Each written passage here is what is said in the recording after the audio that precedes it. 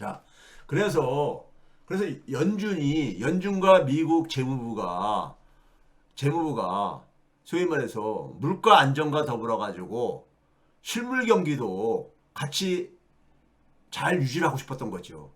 아, 그거 목표야. 그 목표야. 당연하죠. 그런 목표야.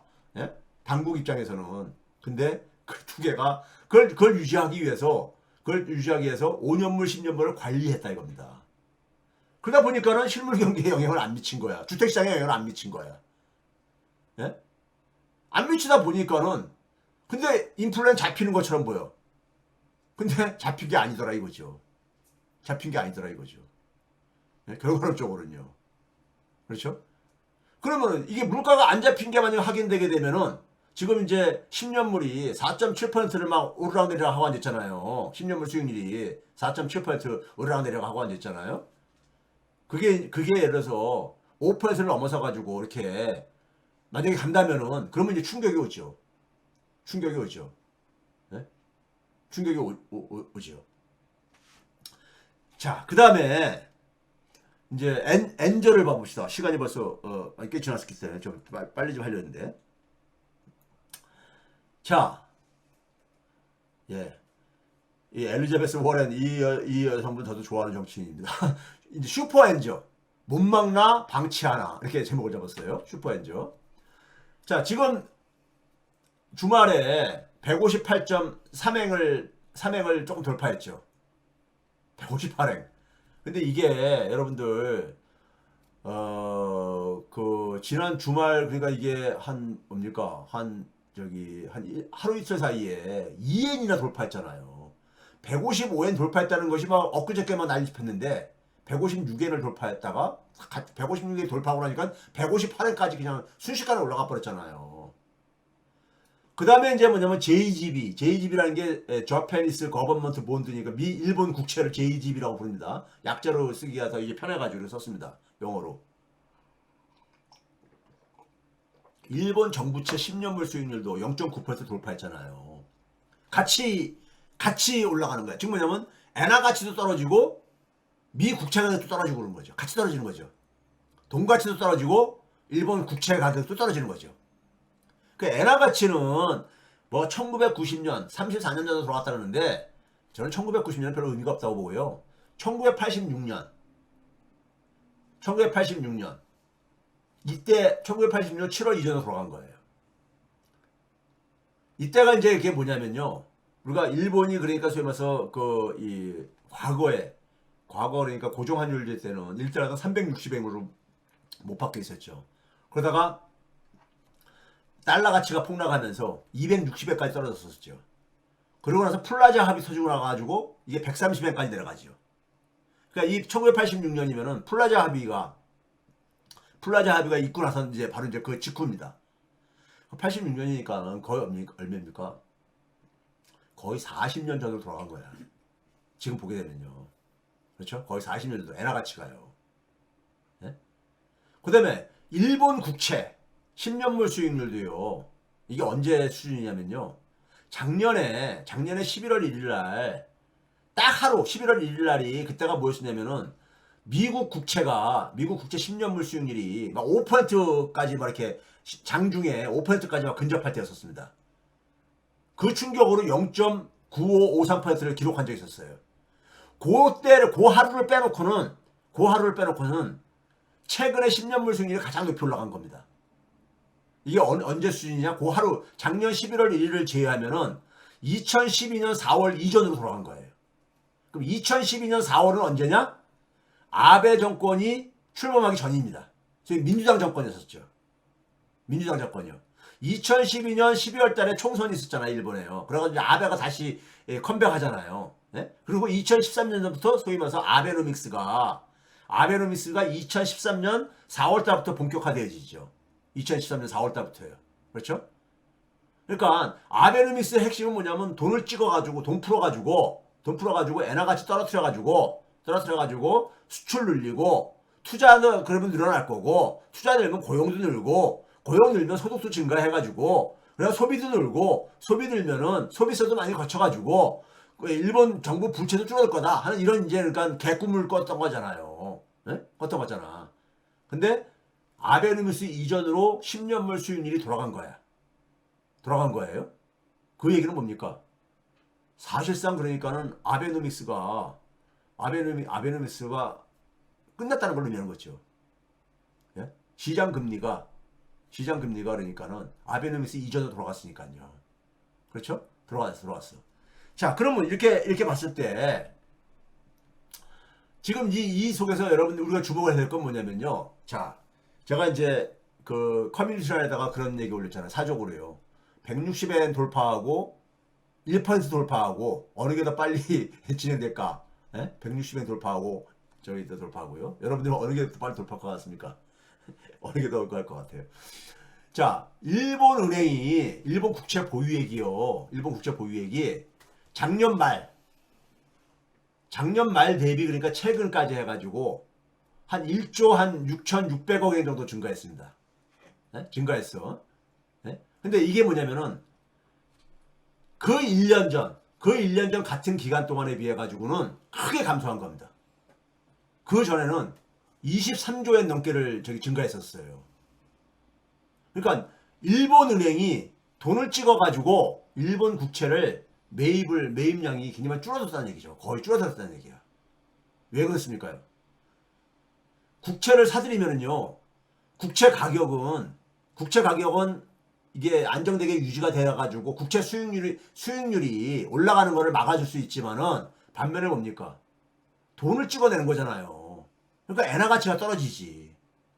엔화 가치 떨어지는 걸 더 이상 그러니까 감내하기 힘든 거야. 예? 그리고 뭐냐면은 국채를 그냥 일본 은행이 돈 찍어가지고 다 사들이고 앉아있으니까는 국채 유동성 문제도 있고, 그러니까 이 국채 시장이 제대로 작동 안 되는 것도 있고, 그렇죠? 또 한 가지, 그러니까 일본 은행이 일본 국채 매입을 옛날처럼 못 사준다, 못 사주고 있다. 이게 첫 번째고요. 두 번째는 뭐냐면 일본 정부 예산. 그러면 일본도 그럼 어떻게 합니까? 국채 발행을 줄여야지. 일본 은행이 사줄 수 없으면은 그 일본 정부 예산이요. 일본은 해계년도가 4월달부터 3월달까지잖아요. 네? 근데 처음으로 24년도에 처음으로 예산을 줄였어요. 줄였습니다. 예? 좀 줄였어. 거의 한 1조 8천억 엔 이상을 줄였어요. 정부의 예산 규모를요. 그리고 정부의 그러니까 신규 국채 발행액도 9조 엔이나 축소했습니다. 그동안에는 계속 이자도 갖고 하느라고 계속해서 신규 국채 발행이 늘어왔었는데, 그러니까 결국 무슨 얘기입니까? 국채를 너무 찍어내가 되게 되면은 일본 은행도 사줘야 되는데, 일본 은행이 사줘야 되는데, 일본 은행이 사주게 되면 엔화 가치가 떨어진다 이거예요. 그러니까 일본의 국력이, 경제력이 그러니까 독일한테 밀리고, 지금 인도한테도 조만간 올해 밀린다는 거 아닙니까? 그러니까 이게 말이 아니다 이거죠. 그러니까요. 예? 말이 아니다 이거죠. 그리고 이제 달러 기준으로 하게 되면 1인당 국민세도 잠깐 밀리고 앉아있고, 예? 그래서 일본 경제가 그러니까는 쪼그라들고 앉아있다 이기 때문에 엔화 가치를 방어하고 싶은 거야. 엔화 가치 방어하려면은 국채 발행을 줄여야 되고, 국채 발행을 줄여야 되고, 일본 은행이 국채를 돈 찍어가서 사들이는 걸 줄여야 되고, 더 근본적으로는 일본 정부가 발행량을 줄여야 되는 거죠. 예? 거기서 또 한 가지 세 번째는 뭐냐면요. 금리가 어쨌든 간에 올라가다 보니까, 예? 미국채 수익률이 올라가다 보니까 이자 지급액이 크게 증가했어요. 예? 22년과 23년대는 한 7조 엔 정도 했었는데 이게 한 2조 엔 정도가 더 증가했어. 작년에. 아니 지금 현재 해계년도예요. 그러니까 올해 3월달까지 끝났죠. 9조 7천억 엔으로 집계가 됐으니까요. 이게 1년 전보다 2조 1천억 엔이 증가한 겁니다. 예? 1천억 엔이 증가한 거예요. 거기다가 일본의 국채 보유가 한 165조 엔 됩니다. 외국인도 더 이상 안 사줘요. 일본 국채 사자마자 국채 가격이 계속해서 떨어지니까 매력이 없게 합니까? 예?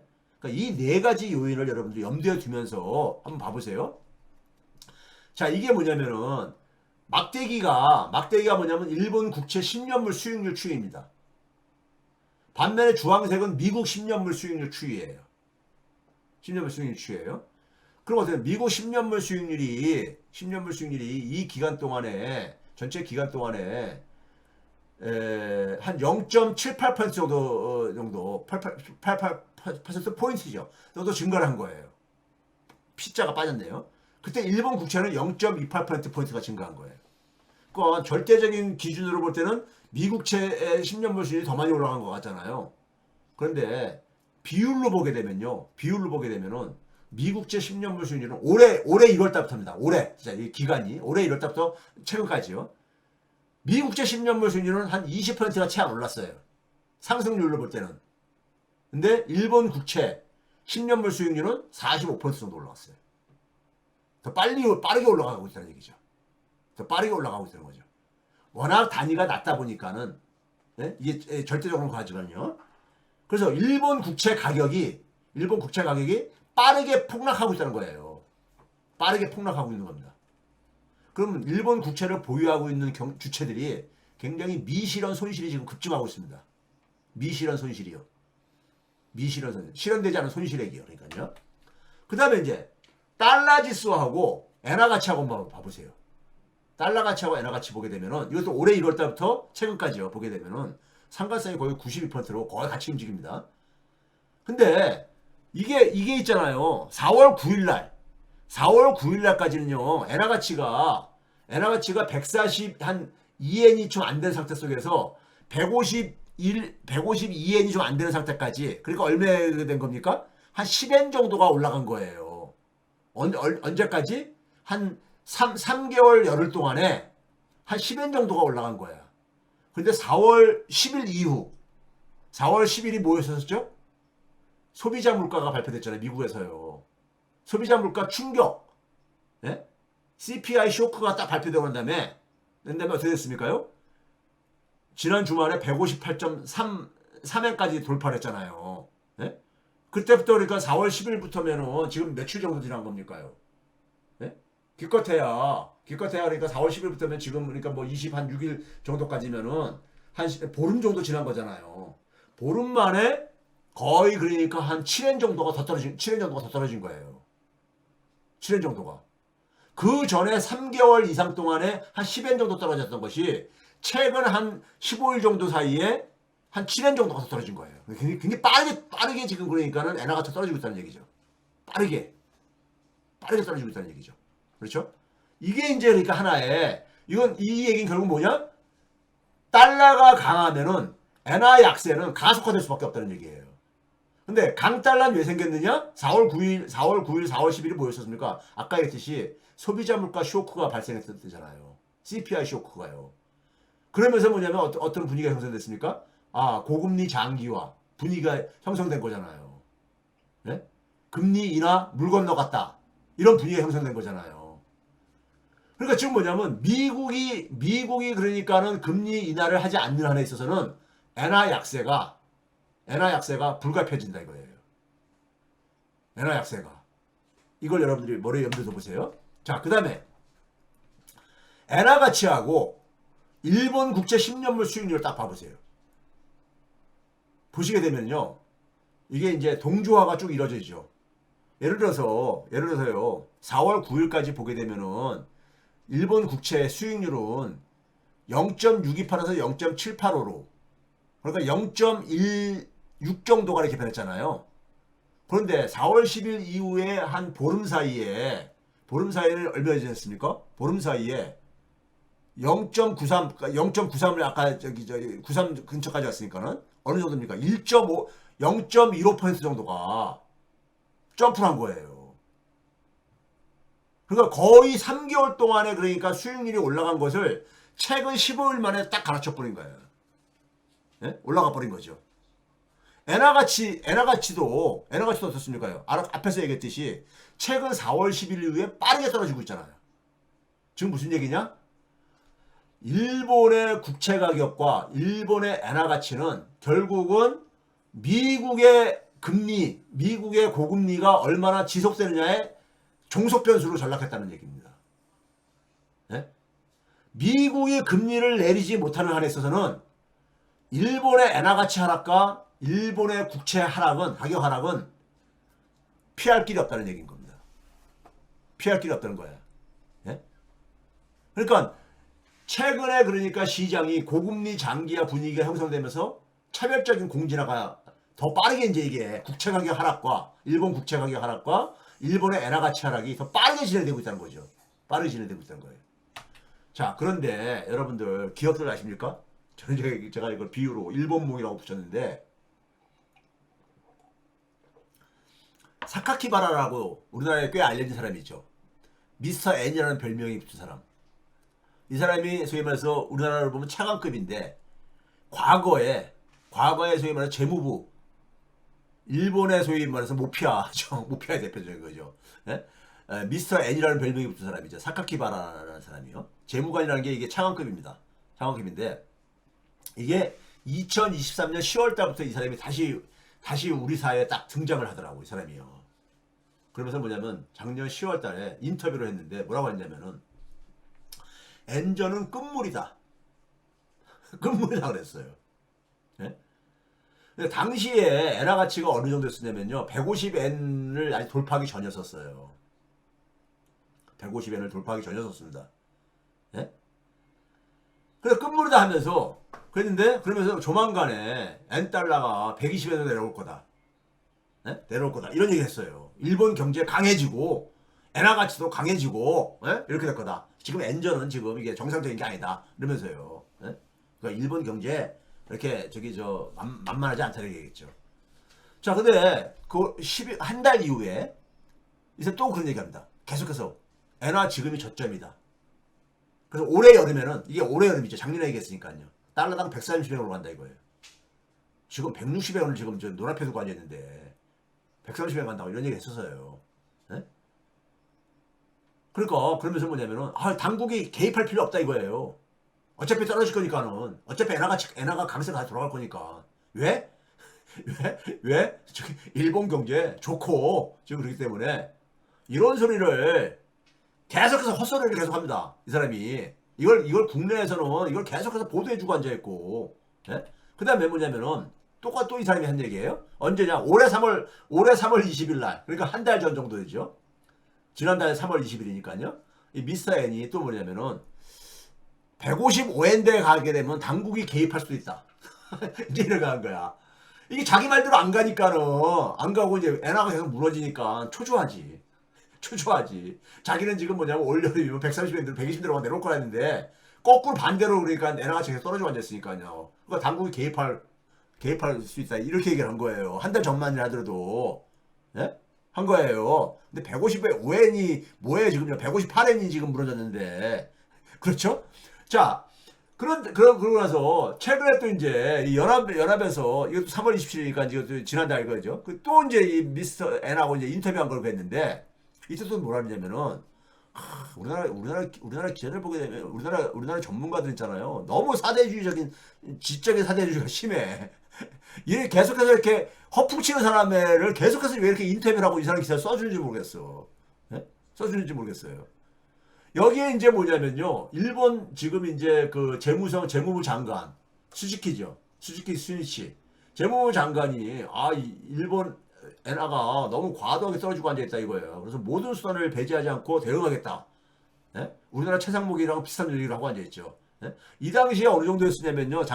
한 달 전만 해도 이게 그러니까 4월 10일 그 CPI 쇼크가 나오기 전이기 때문에 152엔이 좀 이제 152엔을 접근할 때 썼어요. 이 당시만 해도 152엔이요. 예? 그래서 155엔 이렇게 가는 건 너무 과도하기 때문에 이건 못 봐주겠다 한 거예요. 그래서 개입할 거다. 이 사카키바라가 뭐냐면 개입할 거다. 이거는 말도 안 된다. 이렇게 간 거예요. 그리고 이 사람이 그러니까는 그냥 정확하게 지금 보고 있다. 이 얘기를 하고 앉아있는 거야. 서로가 입을 맞춰가지고 저기 얘기를 하고 앉아있으면서. 그런데 자, 요 기사, 요 자료 다시 얘기할게요. 그런데, 일본의 그러니까는 소위 말해서 금융정책결정회의가, 일본은 금융정책결정회의라고 그러죠. 우리나라는 그러니까 우리가 소위 말해서, 소위 뭡니까? 금융통화위원회라고 하고요. 미국은 FOMC라고 하고요. 일본은 금융정책결정회의라고 그러죠. 3월 달에 있었고 4월 달에 있었죠. 4월 25, 26일 날 있었잖아요. 최근에 그러니까요. 지난 주말에 있었잖아요. 네? 주말에 있었잖아요.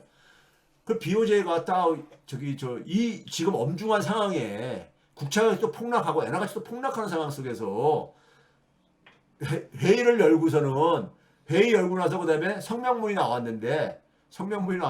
진짜 허무한 성명문이 나왔습니다. 허무한 성명문이.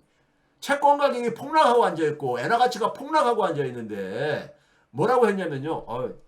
특별히 더 발표할 내용 없다. 3월 회의 결정과 같다. 이렇게 얘기한 거예요.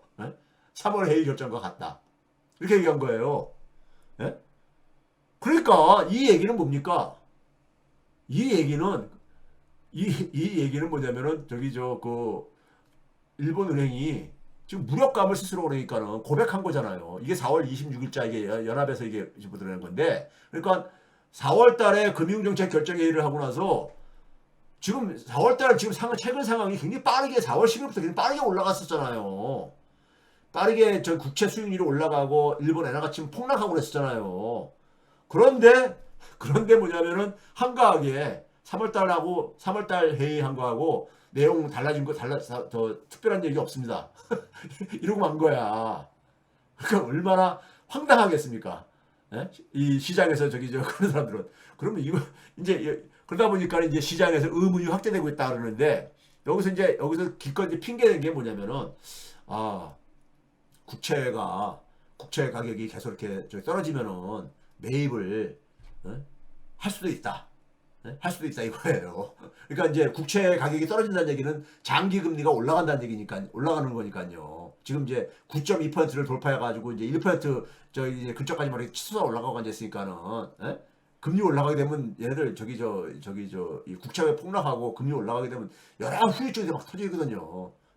그러니까 신속히 대응해야겠다 이렇게 말로 이제 립서비스를 말했는데 그런데 이제 엔화 가치도 폭락하고 앉았으니까요. 엔화 가치 근데 폭락하는데 국채를 매입한다는 얘기 뭡니까? 엔화 가치 폭락에다가 기름 붓는 거지 뭘. 그렇잖아요. 돈 찍어가지고 매입해야 되는데 결국은 일본은행이 그렇잖아요. 그럼 엔화 가치 떨어지면 어떻게 됩니까? 지금 이제 물가 인플레를 자극할 게 아닙니까? 지금 엔화 가치가 많이 올라갔잖아요. 지금 많이 떨어졌잖아요. 이게 인플레 자극할 게 아닙니까? 그게 물가 상승률 전망치도 상향 조정했잖아요. 올해. 처음에 2.4% 전망했다가 2.8% 늘렸잖아요. 이것도 그러니까는 달성될지 안 될지 모르는 상황이잖아요. 그러니까 제가 이제 이걸 그한 게 뭐냐면 일본 은행은 지금 올해 초반 하더라도 그냥 아주 자신만만했지. 마이너스 금리여서 그러니까 이제 졸업했다. 그러면서 뭐냐면은 이 엔화도 강세로 돌아설 것이다. 이렇게 이제 예상한 거 아닙니까? 이게 전제가 뭐냐? 연준이 금리를 인하할 거를 이걸 전제로 이렇게 이런 이제 희망회로 돌린 거예요. 우리나라 이창용 총재가 하는 거 똑같은 거지. 이창용도 뭐냐면은 연준이 금리를 인하할 거다. 그러면 한은도 그러니까 이제 금리를 인하할 수 있는 상황이 벌어지니까요. 그런데 웬걸 연준이 금리를 인하할 수 없는 상황으로 지금 이렇게 내몰리고 앉아 있잖아요. 앞에서 쭉 봤듯이요. 그렇죠? 그러다 보면 근데 이번에 26일 날 그러니까 금융정책 결정회의에서 끝나고 나서 일본 은행 총재죠. 우에다가 뭐라고 했습니까요? 환율 직접 통제하는 것이 목적이 아니다 이거예요. 말은 엔화 가치가 폭락하는데 이거 지금 앞에서는 개입 안 할 수 없다고 계속 그랬잖아요. 사카키바라 섞어요. 155엔 넘어가면 개입 안 할 수밖에 없을 것이다 막 그랬잖아요. 근데 통제하는 것이 목적이 아니다라고 딴소리 하고 있는 거야. 일본 은행 총재는요. 그 얘기는 뭡니까요? 이거 환율을 막으려면은 엔화 가치 떨어지는 걸 막으려면 어떻게 됩니까? 달러 풀어야 돼. 시장에다가. 달러 풀어야 되잖아요. 이제 그 얘기 잠깐 할게요. 근데 그거 지금 첫째는 푼다고 해가지고 별 효과가 있겠냐? 반짝 효과 있다가 다시 또 금세 또 이제 이게 꺼지게 되면 달러만 날린다 이거죠. 둘째는 뭐냐? 엔화 가치 방어하기 위해서 달러 푸는 것이 이게 가능하냐? 가능하냐? 이걸 잠시 좀 자료로 보여드릴게요. 그래가지고 기껏 한다는 얘기가 뭐냐면은 아직까지는 물가에 그렇게 부정적인 영향을 미치는 게 안 보이기 때문에 이게 금세 바로 나타납니까? 물가 통계는 그러니까 어차피 시간 지나서 집계가 되는 건데. 그렇죠? 근데 지금 이미 그러니까 158회를 돌파했는데, 158.3회를 돌파했는데, 예? 이게 그러니까는 지금 최근 4월 10일 이후에 급등하고 있잖아요. 환율이. 예? 엔화 가치가 폭락하고 앉았잖아요. 예? 근데 이게 어떻게 물가에 영향을 안 미쳐? 예? 그때 가서 그러니까 다 통계 수치가 확인되고 나면 그때 가서 이렇게 하겠다고? 이런 소리 하는 건 뭐냐? 자기들이 지금 이거를 대응할 능력이 없다는 걸 고백하는 겁니다. 그래서 제가 제목을 뭐라 했습니까? 뱅크 오브 지하편은 지금 기도하는 중입니다. 뭘 기도하는 거냐? 미국이 그러니까 고금리가 빨리 종료되기를. 그건 무슨 얘기냐? 미국 인플레가 통제되기를. 미국 인플레가 통제돼야지만이 미국이 그러니까 연준이 금리 인하로 방향을 턴할 게 아닙니까? 예? 그러니까 일본의 그러니까 인플레가 악화되기 전에 미국의 인플레가 잡히기를 기도하는 거야. 일본이 지금 꼬라지가 이렇게 돼버렸습니다. 지금요. 예? 지금 그러니까 미국만 쳐다보고 있을 수밖에 없는 이런 상황인 거예요. 자, 그래서 앞에 이제 건너뛴 자료를 보여드릴게요. 자, 이게 외국인들이 보유하고 있는 일본 국채입니다. 일본 국채요. 그러니까 최근에 비중이 이렇게 좀 줄이고 있죠. 저기 보게 되면 끝에 그림을 보시게 되면은 2022년 하반기부터 줄이고 있어요.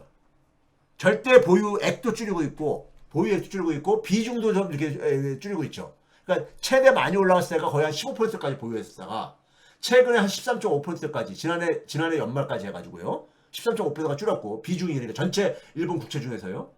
절대 규모에서도 180조 엔이 넘었다가 165조 엔까지 줄였죠. 외국인들이 던지는 거예요. 던지는 겁니다. 던지는 거야. 네? 아, 국채가 떨어지는데 그러면 그걸 저기 왜 갖고 있고 싶겠어요. 그런데 위에 있는 수치는 뭐냐? 1조 2,920억 달러가 뭐 같아요? 이게 2월달 기준 일본의 외환 보유액입니다. 달러 보유액이야. 장부상. 오른쪽 수치 1조 423억 달러는 뭐냐? 165조 엔을 최근의 환율인 158.3엔으로 나누게 되면 1조 423억 달러가 나옵니다. 네? 그러니까 일본이 달러를 풀 여력이 그렇게 충분하지가 않아요. 절대액은 많이 보유하고 있지만은 장부상으로. 근데 일본이 거의 그러니까는 그 비슷한 규모를 외국인들이 보유하고 있기 때문에 이거 방어하기에 그게 아주 넉넉한 적의 규모가 아니라 이거예요. 문제는 뭐냐면은 이거를 그러니까는 돈을 빼가지고 달러 빼가지고 시장에다 투입을 하게 되면은 일시적으로는 잠깐 효과 있겠죠. 그런데 결국 결정하는 건 뭐예요?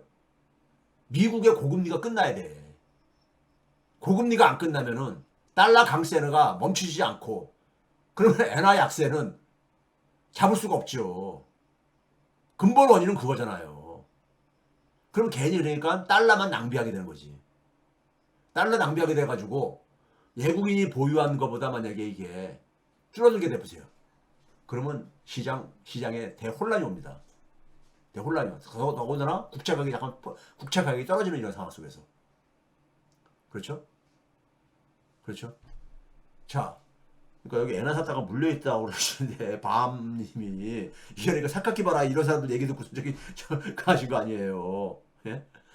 그러니까 이런 지금 상황인 거예요. 그러니까 지금 뭐냐면 미국만 바라보고 미국의 그러니까 인플레가 지금 그러니까 빨리 통제돼 가지고 금리가 내려가기를 지금 바라는 이런 거라고요. 그런데 구조적으로 미국의 인플레가 최근에 우리가 데이터를 쭉 보니까 제가 지난 2주 전에 그랬던 게 의미가 있는 게 뭐냐면요. 지난 3년치 데이터를 쭉 보니까는 3년치 물가 데이터를 보니까는 우리가 착시 효과에 빠져 있었다 이거예요. 착시 효과에. 지난 1년간 월별 데이터가 쭉 떨어지는 걸 보고서는 아, 물가 잡히는구나. 이렇게 착시를 가졌다는 얘기죠. 그런데 그 더 근본적인 원인을 들여다 보니까 물가가 잡힐 수 있는 그런 구조가 아니었다는 얘기죠. 5년물, 10년물을 완전히 관리했더라 이거예요. 그렇죠? 그런 점에서 그러니까는 이게 지금 상황이 지금 이제 그러니까 우리가 기본적으로 미국의 인플레가 잡혀야 되는데, 그러니까 지금 최근에 미국에서 나오는 게 금리 더 올려야 되는 거 아니냐, 이런 얘기로 지금 이제 분위기가 가는데, 근데 문제는 뭐냐면 5년물 10년물을 그러니까 올리지 않는 이상에는요, 예? 이걸 관리 이걸 자꾸만 인위적으로 관리하겠다고 하는 것을 포기하지 않는 이상에는 이 효과 별로 없거든요. 효과 별로 없거든요. 지금까지 봤듯이 각각의 일시적인 충격만, 국제 파동만 나오죠. 나오고, 그렇죠. 거기다가 지금 뭐냐면 선거전이잖아 지금요. 선거전에 그렇게 강한 지금 충격요법을 쓸 수가 없어요. 쓰기가. 그러니까 트럼프가 지금 그러니까 막 지금 저기 화를 내고 앉아 있고 그런 건데, 트럼프 입장에서는 그 이게 선거 때문에 근데 기존의 기조를 지금 연준이 지금 만약에 있잖아요. 금리를 그러니까 지금 조기 인하를 포기하고 다시 인상을 하게 되면 이건 대충격이 옵니다. 엄청난 충격이 오죠. 예? 연준이 그러니까 제가 그래서 지난 2주 전에 제목이 뭐였었습니까? 연준이 그러니까 인내심을 가질 수밖에 없다. 금리 인하는 어려우니까, 그럼 뭐냐면 현재의 그러니까 이 5.5% 체제를 좀 더 인내심을 갖고 저기 오랫동안 지속을 해야 되는 거잖아요. 지속을 해야 되는 거잖아. 근데 이게 얼마나 지속을 해야 될지가 모르는 상황인 거죠. 예? 근데 물가 지표가 만만치가 않다 이거죠. 현재까지 추세를 봤을 때는. 예? 그런 점에서 참 어려운 시간입니다. 일본이나 한국이나 다 미국만 바라보고 미국만 바라보고선 그러니까는 미국이 금리 인하하기를 기대했는데, 이게 그러니까는 희미해져 가고 앉아 있으니까요. 이게. 예? 그렇죠? 만약에 이제 5월 31일 날 발표되는, 5월 달에 이제 CPI가 먼저 발표되겠지만은, 그런 PC가 제가 그러니까 이 지금까지 추정한 방식으로 해가지고 3%로 나오게 되면 이것도 또 시장이 강탈을 할 겁니다. 강탈을 할 거예요. 시장을.